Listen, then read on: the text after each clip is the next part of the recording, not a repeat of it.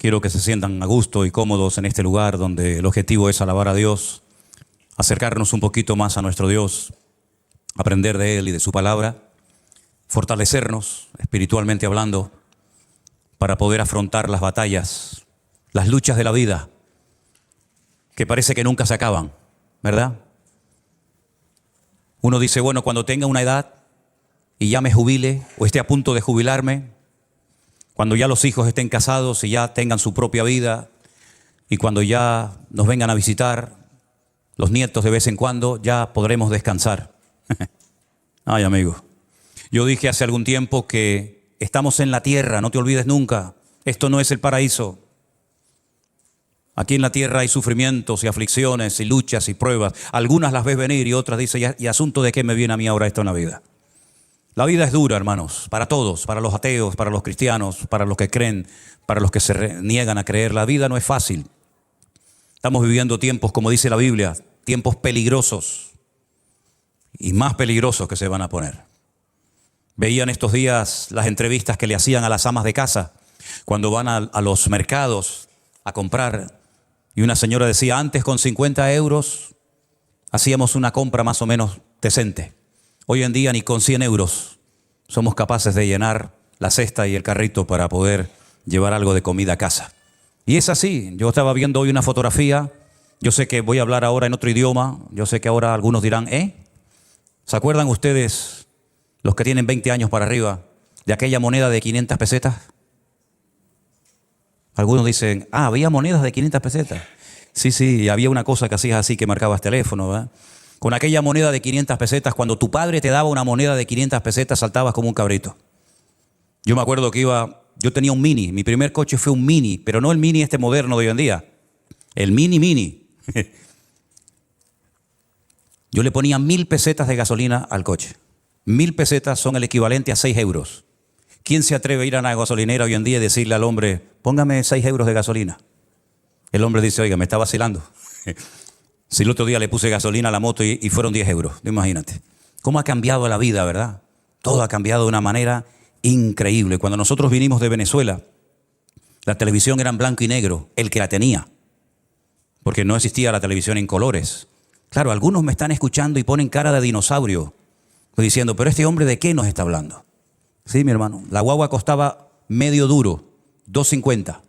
¿Qué te parece? Todo era diferente, todo era distinto. Nadie tenía teléfono móvil, no había internet, no había WhatsApp, no había Facebook, no había YouTube. Bueno, por no haber, no había a veces ni comida. Pero éramos felices, ¿sí o no? No extrañábamos de menos tantas cosas que hay hoy en día. Dicen que hay jóvenes hoy en día que están más enganchados al teléfono que muchos drogadictos en su época. De hecho, hoy en día ya a los niños no se les da el chupete, la chupa. Se le da la máquina diabólica directamente. Y se tranquiliza. Yo no sé si son los colores, los destellos o yo no sé qué, pero la vida ha cambiado totalmente. Pero la pregunta es, ¿y a los cristianos también les ha cambiado la vida? Pues también, mi hermano, también nos ha cambiado la vida. Porque yo me acuerdo hace años cuando yo me convertí y comencé a ir a la iglesia por primera vez en mi vida, allí en Las Palmas, que el cristianismo en aquellos tiempos no era tan complicado.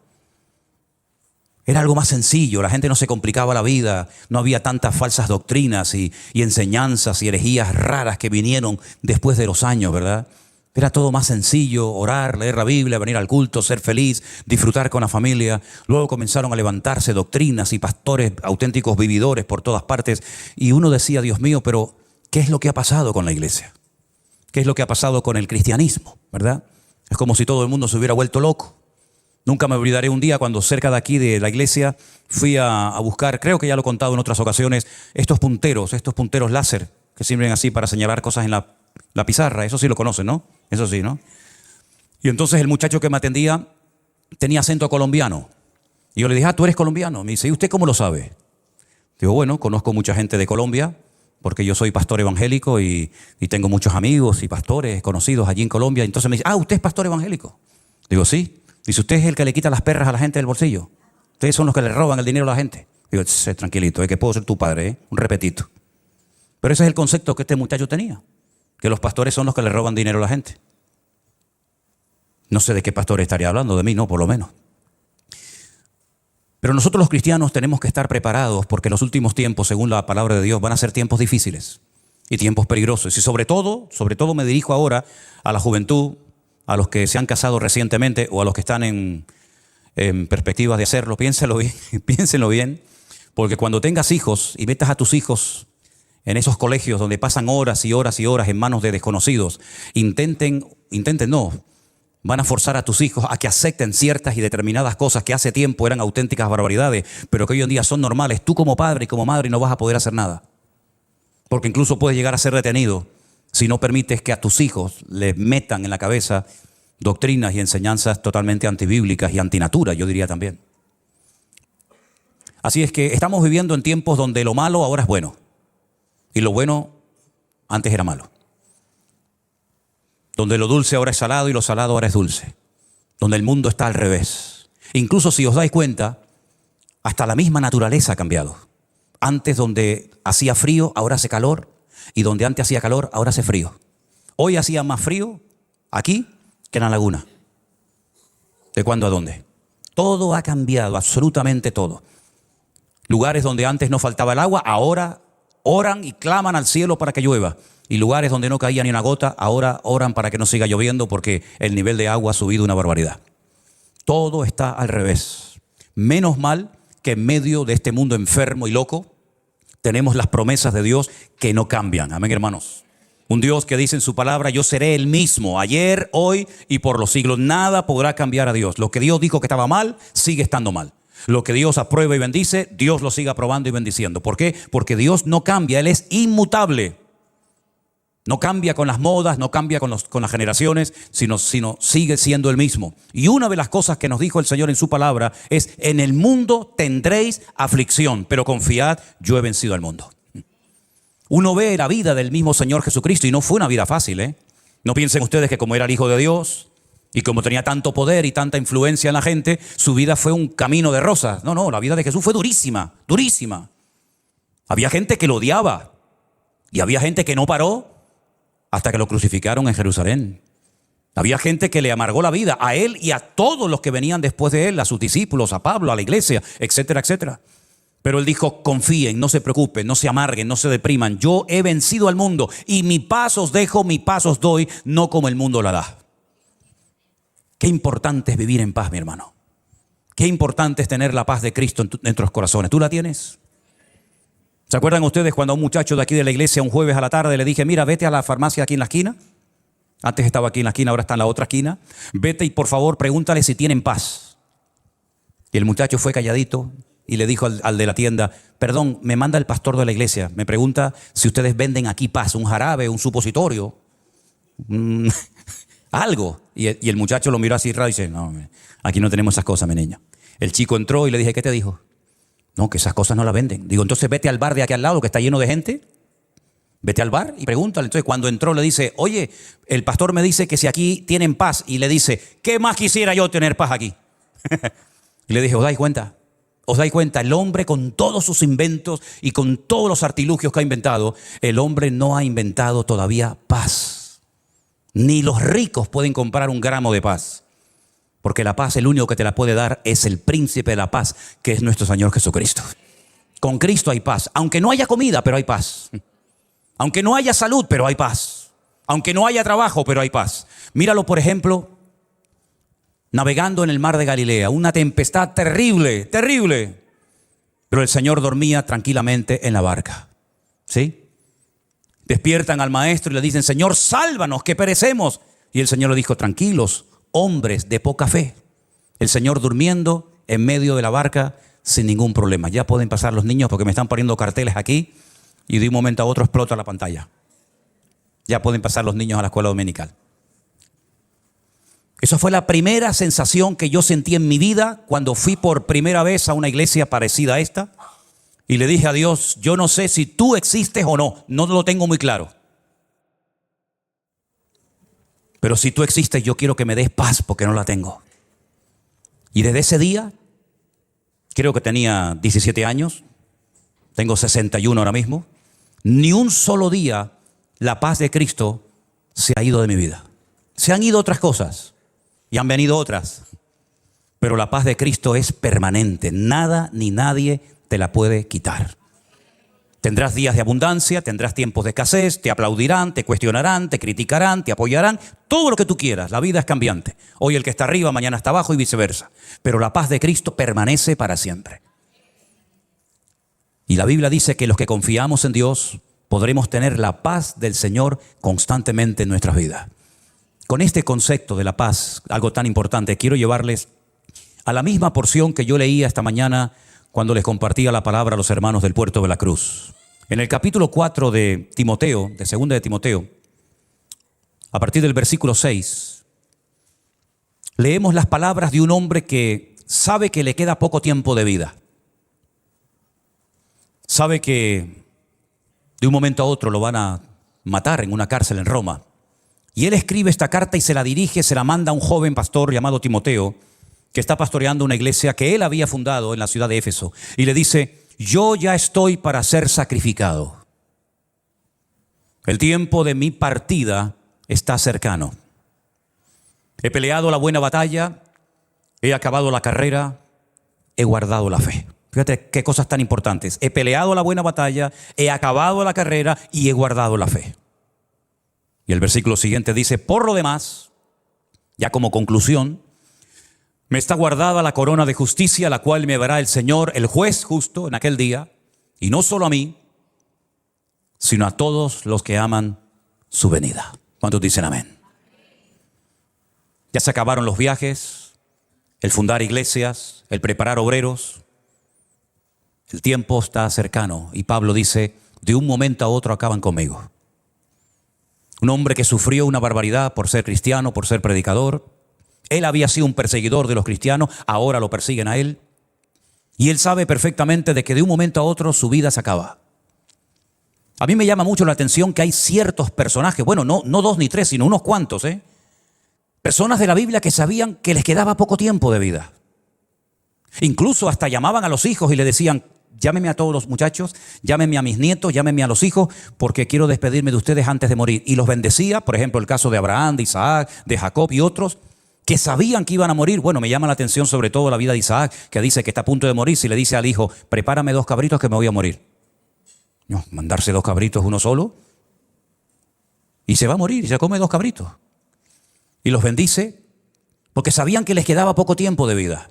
Y ahora el apóstol Pablo dice: me queda poco tiempo, el tiempo de mi partida está cercano, pero quiero dejar constancia de que para mí la vida no ha sido fácil, ha sido una lucha, una batalla tremenda. Y he peleado la batalla y he acabado la carrera. No he tirado la toalla antes de tiempo, sino que me he mantenido firme a pesar de las circunstancias hasta el final. Y una cosa muy importante: y nadie me ha quitado la fe que tenía en el Señor. Amén. Me han quitado trozos de piel de la espalda a latigazos. Me han humillado, me han criticado, me han perseguido, me han hecho todo tipo de perrería. Pero la fe nadie me la ha podido quitar. Tampoco se la pudieron quitar a los jóvenes que llevaron a Babilonia, ¿se acuerdan? Se los llevaron cautivos a Babilonia, mataron a sus padres, les quemaron el templo, les destruyeron la ciudad, etcétera, etcétera. Pero no pudieron robarle la fe de sus corazones. Tampoco a José. Y mira las perrerías que le hicieron a José. Lo vendieron, aunque realmente en el fondo querían matarlo. Lo meten en una cárcel, lo acusan de algo que no había cometido, pero él en todo momento mantiene su fe y su confianza en el Señor. Y yo me pregunto: ¿cómo es posible que esta gente de la Biblia lo pasaran tan mal? José, David, Moisés, Pablo, Pedro, etcétera, y no perdían la fe. Y hoy en día te encuentras a hermanos, a cristianos, que pierden la fe tan fácilmente. ¿Cuál era el secreto de aquella gente? Porque parece que cuanto más los torturaban, más fe tenían. Y parece que cuanto más impedimentos les ponían, más se animaban. Fíjense, por ejemplo, ustedes cuando los discípulos Pedro y Juan los llevan, los castigan, les dan con látigos una paliza terrible, les prohíben hablar del Señor Jesucristo en las calles de Jerusalén, se van, reúnen a los hermanos, reúnen a la iglesia y dicen algo así como: Señor, danos de nuevo en tu palabra para que se siga predicando tu palabra y podamos seguir orando por los enfermos y ver prodigios y maravillas. Danos de nuevo. Y dice que el lugar donde estaban tembló y siguieron, y no había forma de parar a aquella gente. Y a Pablo lo metían en cárceles y desde la cárcel seguía cantando. Y tú dices: Dios mío, pero ¿qué tenía aquella generación? ¿Qué tenían aquellos cristianos que a lo mejor no tenemos nosotros? Porque yo veo gente que se va del Señor por una tontería. Porque a lo mejor un día el pastor no lo saludó. O porque un día escuchó una predicación y se sintió, uy, me está hablando a mí, se sintió aludido, ofendido y cogió y no vino más. Y yo digo, Dios mío, aquellas mujeres que llevaban a sus hijos en sus entrañas y a otros de pecho y salían a la arena del circo romano y eran despedazadas por fieras y los quemaban. Y Nerón, que se le ocurrió la genial idea de prenderle fuego mientras crucificaba a los cristianos para poder ver cómo las fieras se comían a los cristianos. Y dice que morían cantando, saltando y riendo. Yo digo, Dios mío, pero ¿dónde está la fe nuestra hoy en día? Porque esta gente pagó un precio terrible. ¿Nosotros qué precio estamos pagando? ¿Qué precio estamos pagando nosotros, cristianos occidentales, cristianos de Europa, por el hecho de ser cristianos, si nadie se mete con nosotros? Mira la iglesia ahora mismo, la puerta está abierta. Aquí no va a venir nadie, que yo sepa, a llevarnos presos, a llevarnos a un campo de concentración, a obligarnos a renegar de Cristo. Nadie se mete con nosotros. No es un delito ser cristiano, puedes venir con la Biblia en la mano o no. Puedes pararte en una calle y decir, oye, que Dios le bendiga, te pueden llamar loco, pero meterte en la cárcel por eso, pues no. Y sin embargo, a pesar de que lo tenemos todo, si nuestros antepasados levantaran la cabeza dirían, pero ¿de qué se quejan ustedes? Si tienen todo, hasta se quejan de lo que tienen. Y a veces tenemos una fe tan endeble, una fe tan emocional, una fe con tan pocas raíces. Me llama la atención que Pablo no solamente le dice a Timoteo que él ha terminado la carrera, ya ha peleado la buena batalla, ya ha mantenido la fe, sino que también hay un momento en el que a Timoteo le dice, y la fe que tú tienes ahora, primeramente habitó en tu abuela Loida, y después tu abuela se la transmitió a tu madre, a Eunice, y tu madre te la transmitió a ti. Hoy en día hay un empeño, y no es malo, pero se queda corto. Queremos darle a los hijos lo mejor, la mejor carrera, el mejor coche, la mejor ropa, las mejores cosas, el mejor estudio. Está bien, yo no tengo nada en contra de eso. Pero ¿y la fe? ¿Se la estás transmitiendo? Porque en la Biblia los padres le transmitían a los hijos el conocimiento de la Escritura y las madres la fe a sus hijos. Porque yo dije esta mañana y estoy convencido de ello, que hay varias formas como puede venirte a ti la fe, como puede crecer la fe. Por ejemplo, hay un versículo que dice, la fe viene por oír y por oír la palabra de Dios. Lo conocéis, ¿verdad? Ese término, ese verbo, es un término, digamos, polivalente, se puede traducir por oír o por obedecer, que a mí me gusta más. La fe viene por obedecer y por obedecer la palabra de Dios. Es una forma como viene la fe. Pero hay momentos que te viene la fe y tú ni la has pedido, es como un don, como un regalo, ¿no? Que el Señor te da. También la fe es como un fruto. Gálatas capítulo 5 dice, el fruto del Espíritu es amor, gozo, paz, paciencia, benignidad, fe, templanza, mansedumbre. Menciona la fe como parte del fruto, es decir, según tú vas avanzando y tú vas creciendo y tú vas madurando, la fe también va creciendo en tu vida. Pero también hay otro tipo, otra forma como te puede venir la fe, que a mí me gusta mucho esto. Y es por imitación. Por imitar la fe de otro. Por ejemplo, la carta a los Hebreos, cuyo autor no sabemos, dice, imitad la fe. ¿De quién? De vuestros pastores. Ese versículo está en tu Biblia y en la mía también. Imitad la fe de vuestros pastores. Yo quiero tener la fe de este hombre. ¿Cómo reacciona este hombre, esta persona, cuando tiene problemas, cuando tiene luchas, cuando tiene críticas? ¿Cómo reacciona? ¿Cómo se comporta su fe? ¿Qué tipo de fe tiene esta persona? Y dice la Biblia, imítalo. Es como los niños pequeños. Ahora, por ejemplo, estaba mi nieto Adriel por ahí y ¿qué hacía? Tocaba las palmas. Él no nació tocando las palmas. Lo ha visto y entonces copia lo que ve. Y estaba haciendo así, levantaba las manos, no sé a quién, pero las levantaba. ¿Por qué? Porque ve a los demás que levantan las manos. Hacen las cosas por imitación. Pero es que en el mundo espiritual hay cosas positivas que pueden venir a tu vida por imitar. Por ejemplo, cuando yo escuchaba al pastor con el que yo me convertí a predicar, yo decía, yo quiero ser como él. Después prediqué mejor que él, Pero yo quería imitarlo. Y al principio me decían, oye, oímos a Manolo y oímos a este y los dos son iguales, predican igual. Hasta una época que me quería vestir hasta como él. Fíjate tú lo bobo que era. Hasta que uno ya desarrolla su estilo y todo eso, ¿no? Pero era por imitación. Y yo aprendí a orar oyendo a la gente en la iglesia orar, porque me daba mucha vergüenza, mucha vergüenza orar en la iglesia. De hecho, yo decía, no, a mí no me llamen porque me daba mucha vergüenza. Y aprendí a cantar oyendo a los demás cantar. Y aprendí a tocar la guitarra viendo cómo ponía el otro el dedo y yo intentaba ponerlo. Y yo aprendí muchas cosas por imitación. Hasta que después ya, lógicamente, uno crece y madura en la vida, ¿verdad? Entonces, si te falta fe, mira a tu alrededor quién es la persona que te puede dar un ejemplo de fe, imítalo a él. Si no sabes cómo orar, escucha cómo oran los demás y tú, más o menos, también puedes aprender.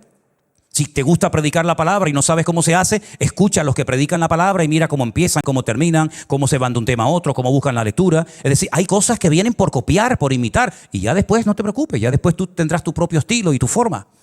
Entonces la Biblia nos enseña que la fe de Timoteo la tuvo su abuela y se la transmitió a su madre y después su madre se la transmitió a él.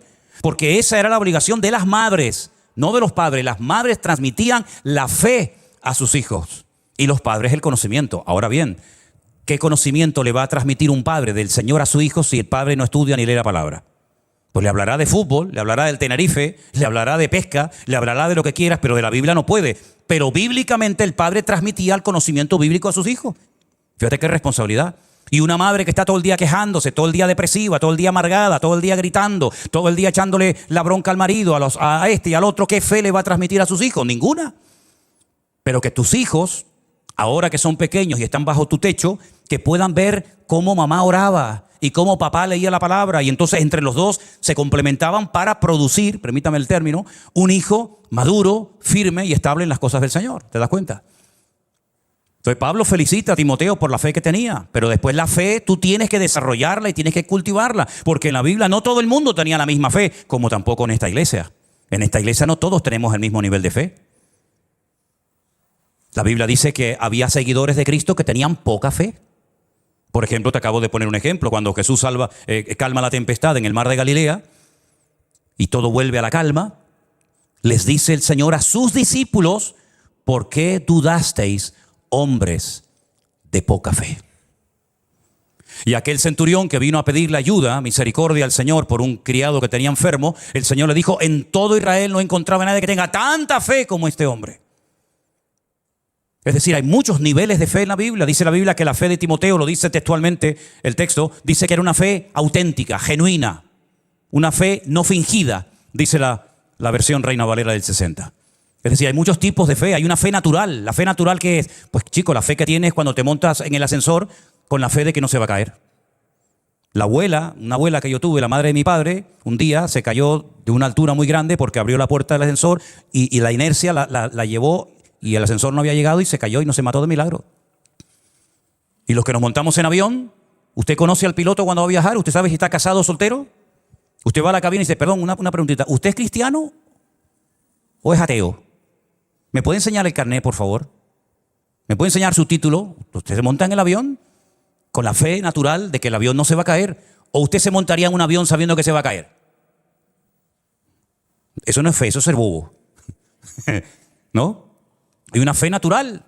Y cuando usted coge el coche en la carretera, si yo sé que me voy a matar en la carretera, pues no me monto. Hay una fe natural que todo ser humano tiene. Y cuando uno va por la calle no va mirando a ver si te van a tirar una maceta en la cabeza. Hay una fe instintiva, una fe natural, ¿verdad?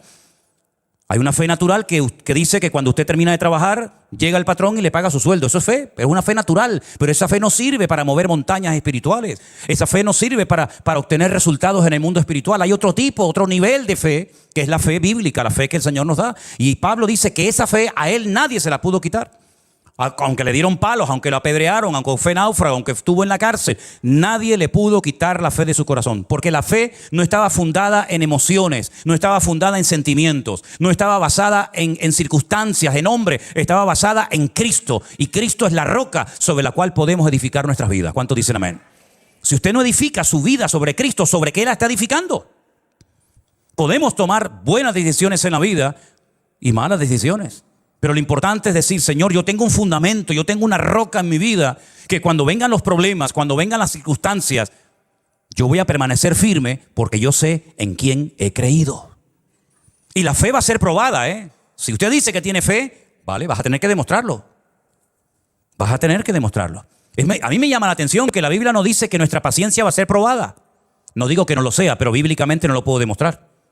No puedo demostrar con un texto en la Biblia que la Biblia diga que el Señor nos va a probar la paciencia, nos va a probar la templanza, nos va a templar incluso hasta el amor. No dice nada de eso. Pero la Biblia sí dice que nuestra fe va a ser probada por el fuego. Y Dios sabe cómo probar nuestra fe. Puede ser que un momento el Señor decida probarte en la familia. Y ese hijo que tú has criado con tanto cariño y con tanto amor, resulta que ahora le da por meterse en la droga. Y tú dices: Dios mío, ¿pero esto qué es?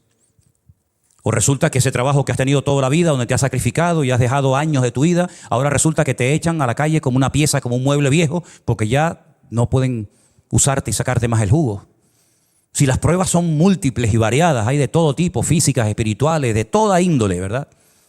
Pero hay una prueba que probablemente todos y cada uno de nosotros en momentos puntuales de la vida experimentaremos. Y Pablo relata aquí un poquito, si me permiten, déjenme que les lea unos versículos. En la misma carta de Pablo a Timoteo, en el capítulo 4, pero en el versículo 9, Pablo le dice al que va a recibir la carta, Timoteo, procura venir pronto. No dice procura venir, sino procura venir pronto, porque él sabe que le van a matar dentro de poco. Así que procura venir pronto a verme, porque Demas era un compañero de viaje, era un predicador, como Timoteo, como cualquier otra. Dice, Demas me ha desamparado. Una cosa es que te ha abandonado y otra cosa es que te ha desamparado. Son dos cosas diferentes. Parecen igual, pero no son las mismas. A ti te puede abandonar una persona, pero desampararte una persona, búscalo en el diccionario para que veas que son dos cosas diferentes. Y Pablo dice que a Demas, a él lo desamparó. ¿Y cuál fue el motivo? Dice, porque se fue Demas amando este mundo.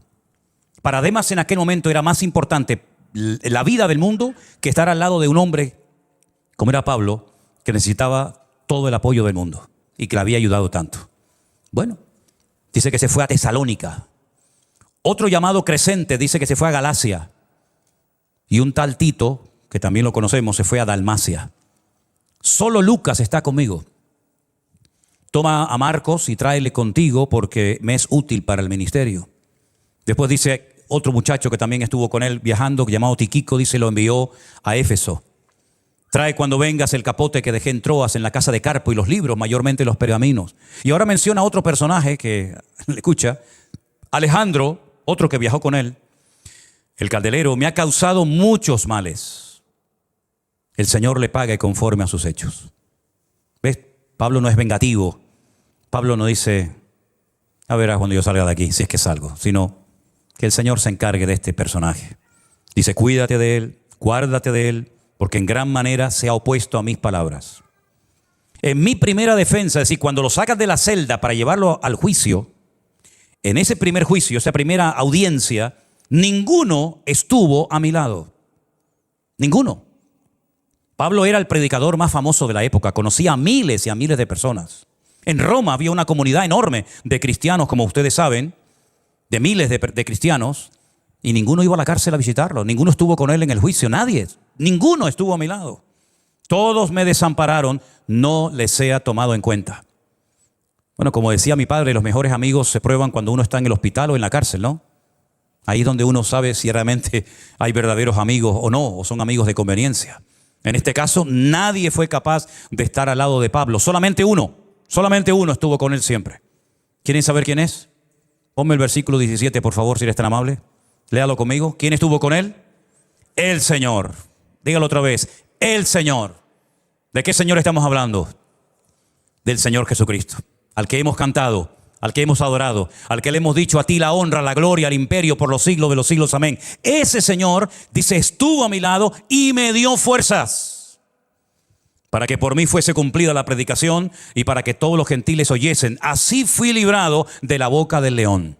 Ahora te imagínate, un hombre conocido, un hombre que ha dado su vida por el evangelio, un hombre que ha levantado iglesias por todas partes, un hombre que ha ayudado a pastores, un hombre que le ha dado oportunidad a cantidad de gente. Resulta que en el momento más duro y difícil de su vida, nadie está con él, nadie lo va a visitar, nadie dice, oye Pablo, te hace falta algo, Pablo, necesitas algo. Si pide el capote, el manto, es porque tenía frío. Es que a nadie se le ocurrió llevarle una manta a este hombre, a nadie se le ocurrió ir a visitarlo, a llevarle una tacita de caldo caliente, a nadie se le ocurrió nada, ni por ahí te pudras, amigo.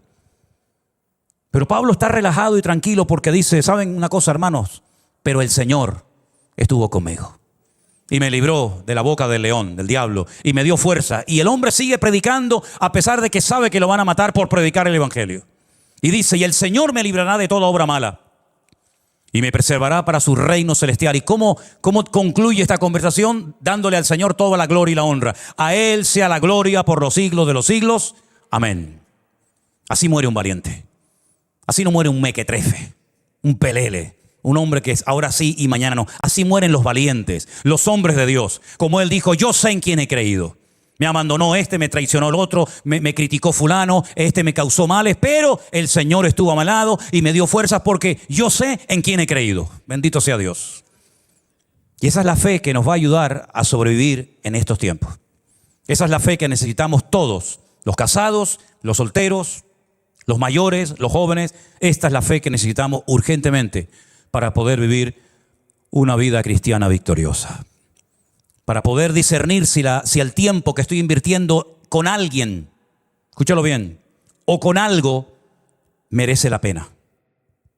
No te encariñes, no te enamores, no pierdas el tiempo con lo que no es de Dios, porque te vas a llevar una desilusión. Y hay heridas que es muy difícil que se curen, aunque pase mucho tiempo. A mí me llama la atención, y lo dije esta mañana, y es algo que llevo días y meses, diría yo, dándole vueltas a todo esto en mi corazón, levantándome a veces muy temprano de madrugada y dándole vueltas a todo esto, porque a mí, y perdonen que insista, pero es que necesito insistir en esto, me llamó poderoso. De hecho, si después quieren verlo, mi Biblia subrayé esa parte, cuando Pablo dice, he peleado la buena batalla. La buena, no la mala, la buena. Y yo le preguntaba al Señor, decía, Señor, ¿hay batallas malas? Como cristiano, ¿hay batallas en las que no tenemos que meternos nunca? Claro que sí. Hay batallas donde puedes perder la vida. Hay batallas de las que puedes salir herido para siempre. Hay batallas en las que puedes arrastrar a tu familia y a tus seres queridos y que pierdan la vida. Hay batallas en las que es mejor que no te metas. Estoy hablando metafóricamente, ¿sí? Hay batallas en las que no pierdas el tiempo, no te ilusiones, no te encariñes porque la vas a perder, porque no está el Señor en esa batalla. Porque cuando peleamos por algo o por alguien donde el Señor está, bendito sea Dios, lloramos, sufrimos, lo que haga falta, porque sé que en esa batalla, porque sé que en ese esfuerzo Dios está conmigo. Sea hijo, sea marido, sea esposa, sea lo que sea. Cada uno sabrá a lo que me refiero. Pero hay otras batallas que mejor que te salgas corriendo cuanto antes. Y permítame poner algunos ejemplos, porque yo le decía al Señor, Señor, enséñame, yo quiero aprender de ti. Yo no tengo pastor hace 40 años. Yo necesito que tú me enseñes y que tú me hables. Y ahora que no hay ruido de coches, ni de semáforo, ni de ambulancia, ni nada, sino aquí tranquilito, solo tú y yo, enséñame, Señor, háblame de tu palabra. Y el Señor me da palabra y me enseña. Así es como el Señor me pastorea a mí. Y yo empecé a hacer una lista y Él me venía a este pasaje, vete aquí, vete allá, lee esto, apunta a lo otro. Y tengo listas enormes de nombres, de lugares, de capítulos, de versículos, de batallas malas. Batallas que fue un desastre haberse metido en ellas. ¿Te acuerdas cuando el otro día hablaba de que los filisteos le dijeron al rey de Filistea, no lleves a este porque este no es de nosotros y este se nos va a volver en contra en la batalla? ¿Se acuerdan ustedes? Bueno, David no fue librado milagrosamente, pero los filisteos sí fueron a la batalla. ¿Te acuerdas? David se fue a su casa, que por cierto se la encontró quemada, destruida, se habían llevado a la mujer, a los hijos, pero los filisteos sí fueron a la batalla. Y cuando uno sigue leyendo, ¿y a qué batalla fueron? Fueron a pelear contra Israel y contra el rey Saúl. ¿Y qué pasó ese día? Que Saúl murió. Se suicidó. Saúl, viendo que había perdido la batalla, se echó sobre su espada y, como aquellos samuráis japoneses en la Segunda Guerra Mundial, se quitó de medio. Y a su hijo Jonatán, que era un chico excelente, una persona maravillosa, el íntimo amigo, la mano derecha de David, lo mataron. Y al otro, y al otro, y al otro. Una batalla en la que Dios no estaba. Porque dice la Biblia que hacía mucho tiempo que Dios se había apartado de la vida de Saúl. Él creía que podía hacer lo que le daba la gana y no pasaba nada. Te equivocaste, amigo. Ese día perdiste la guerra porque Dios no estaba contigo en esa batalla. Y lamentablemente Jonatán, que no sé qué hacía allí, se equivocó de día, se equivocó de lugar, se equivocó de batalla, también lo mataron a él. Por haber ido con la persona equivocada, al lugar equivocado, en el día equivocado. Perdió su vida antes de tiempo. Cuando le llega la noticia al rey David, David se vuelve loco y empieza a gritar, Jonatán, Jonatán, amigo mío, etcétera, etcétera. Una mala batalla.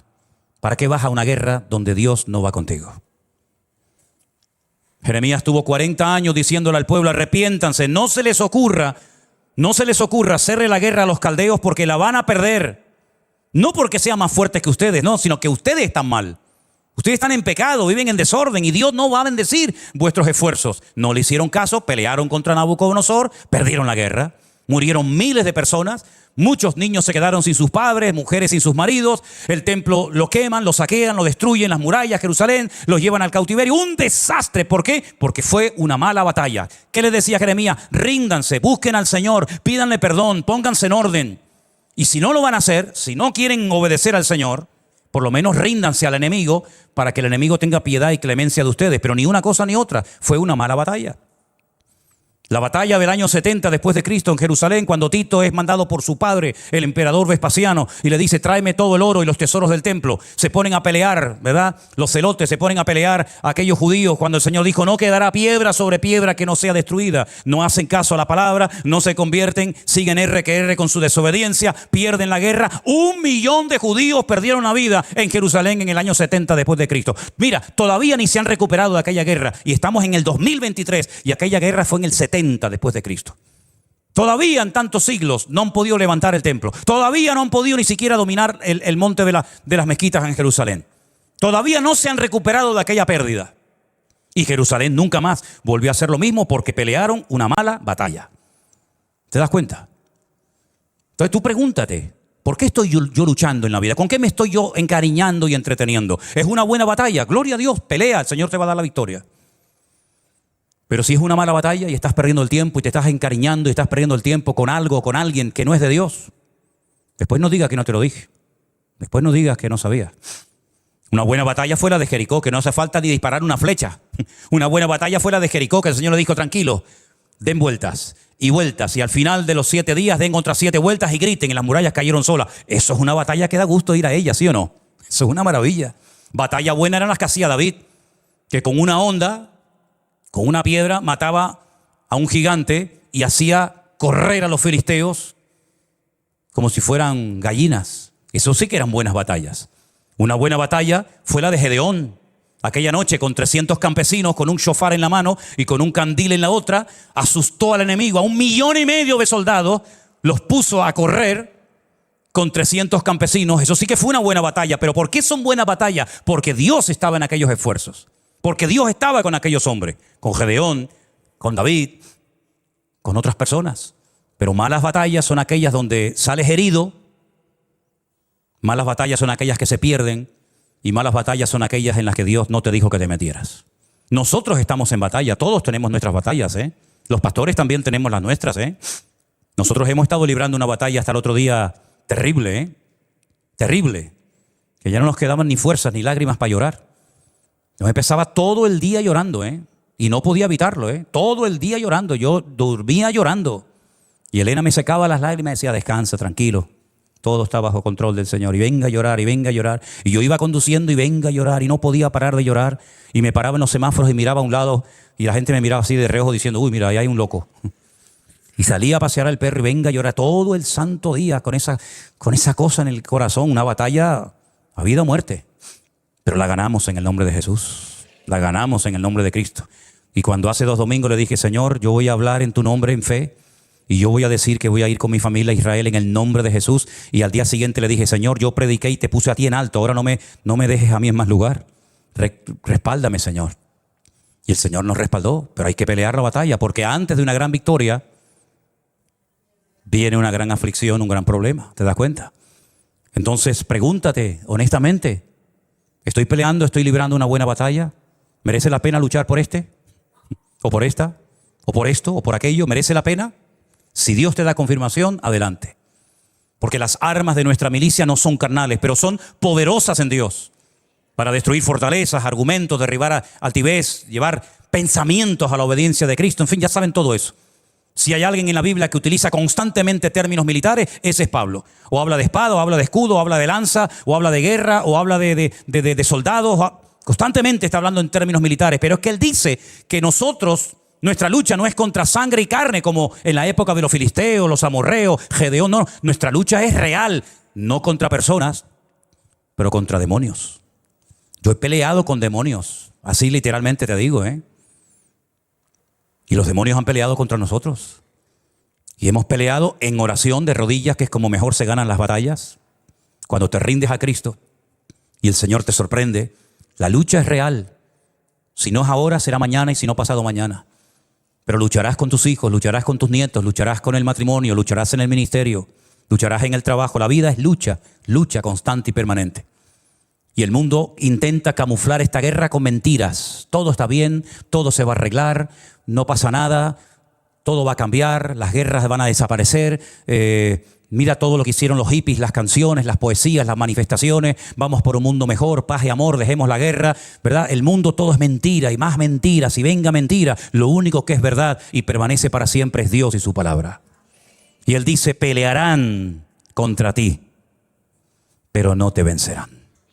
Porque yo estoy contigo, dice el Señor. Así que no te hagas ilusiones de que este mundo va a ir a mejor. Eso es mentira. Es rotundamente falso. Rotundamente falso. Los ricos cada vez serán más ricos. Los pobres cada vez serán más pobres. Los sinvergüenzas cada vez robarán más. Y así es la vida, llena de injusticias, de mentiras, ¿verdad? De corrupción, de inmoralidad. Pero nosotros sabemos en quién hemos creído. Y yo quiero terminar mis días diciendo, he peleado la buena batalla. He acabado la carrera y he guardado la fe. Le dije a Marco esta mañana, si tú me tienes que enterrar a mí en vez de yo a ti, quiero que me pongan este versículo en la lápida. Y cuando me vayan a ver, si es que me van a ver, si no me van a ver, no me va a importar lo más mínimo, porque voy a estar muy ocupado en otra cosa. Quiero que me pongan Manolo Sierra, José Manuel Sierra. Aquí descansa José Manuel Sierra, el que dijo, he peleado la buena batalla, he acabado la carrera, he guardado la fe. ¿Tú lo quieres terminar así tus días?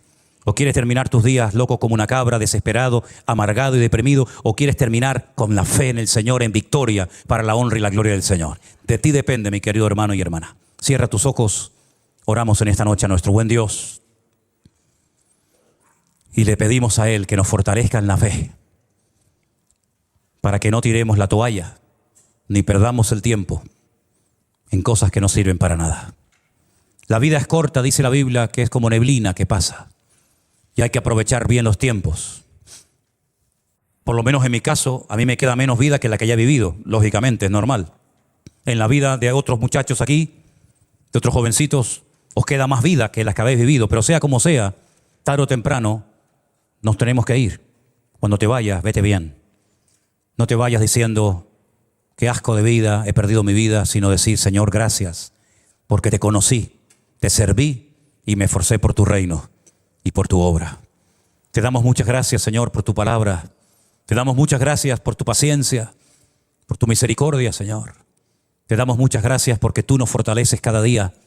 Y yo pido, Señor, en el nombre de Jesús, que nos fortalezcas en la fe, que nos mantengas firmes en tus caminos, que nunca te abandonemos por nada ni por nadie, y que tú nos guardes del maligno,